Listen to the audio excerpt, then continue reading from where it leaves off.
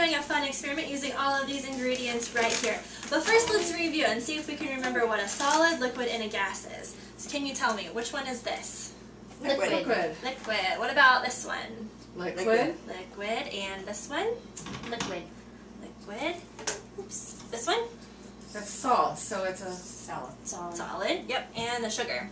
solid. Solid. That's right. So can you remember, can matter change from one state to another?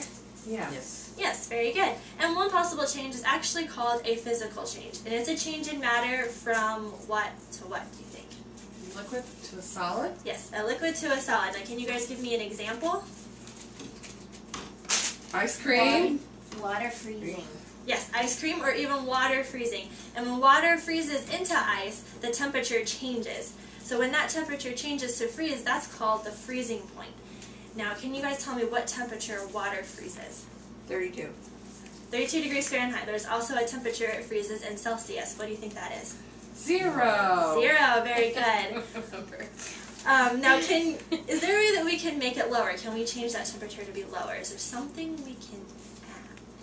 Salt. Salt, yeah, exactly. We can add salt. So since we live here in Indiana, we know from having ice on our roads that we can add salt to do what to the ice outside?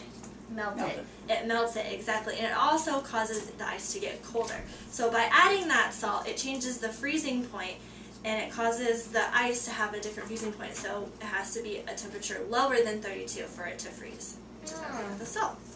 So we'll be making something, doing our physical change, using all of these ingredients here. So what do you think we're going to make? Ice cream! Ice cream, exactly. So we're going to get to see our physical change from a liquid to a solid, and our solid being the ice cream. So we're going to put our ingredients together real quick inside our bags. So if you guys could just open this and put the salt inside, and if you could pour the liquid inside that one and then put the other one inside. All of it. Yep, all of it in there. You want me to close it? No, leave it open because Mom has to put that in.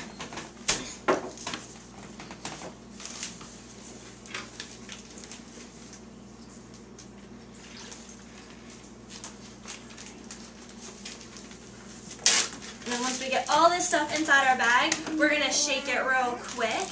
Normally this would take about 5 minutes to make, but due to time, we've already made our crushed ice cream ahead of time, which is the bags that we have sitting in front of each of us.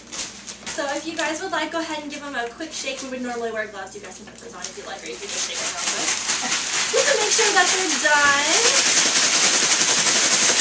Alright, good job. Alright. So, you guys have felt your bag. So, by adding the salt, did the temperature get cooler? Did it get colder? Did we change the freezing point? It produced frost, so it got colder. Yeah, it did produce frost, so it did get a lot colder. So, actually, by lowering the temperature, we created an environment inside those bags in which we changed the freezing point. So, the temperature actually ended up getting colder than 32 degrees. So, what state of matter is your ice cream in? You can see, Moms. Is it a solid, liquid, or a gas? It's become solid. It is a solid, exactly. Now, what did it start out as in this container here? Liquid. A liquid, that's exactly right. So, why do you think it was important for us to add the salt to that mixture? What did it do?